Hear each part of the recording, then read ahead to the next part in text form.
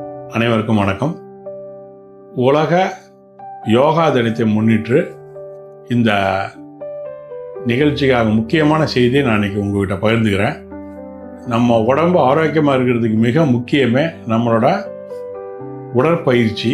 அதில் மிக மிக முக்கியமானவங்க யோகா. ஏன்னா இது உடலுக்கு மட்டும் இல்லாமல் மனதுக்கு நல்ல ஆரோக்கியமான சூழ்நிலை உருவாக்குது. மனம் கட்டுப்பாட்டுக்கு வர நிறையா வாய்ப்புகள் இருக்குது.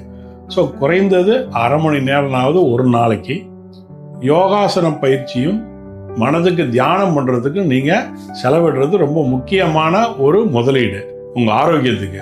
எப்படி ஒரு தொழிலுக்கு முதலீடும் அதுக்கான கடமையும் அதுக்கான பணியை நீங்கள் நல்லா பண்ணுறதுக்கு திட்டமிடுதல் முக்கியமோ, உங்கள் யோகா பயிற்சி யோகாசனம் பண்ணுறது திட்டமிட்டு ஒரு அரை மணி நேரம் டெய்லி செலவு பண்ணுறது நீண்ட நாள் உங்கள் உடல் ஆரோக்கியம் உங்கள் கையில் இருக்கும், உங்கள் கட்டுப்பாட்டில் இருக்கும். இது மனசுக்கும் ஆரோக்கியம், உடலுக்கும் ஆரோக்கியம். அனைவருக்கும் யோகா தின நல்வாழ்த்து.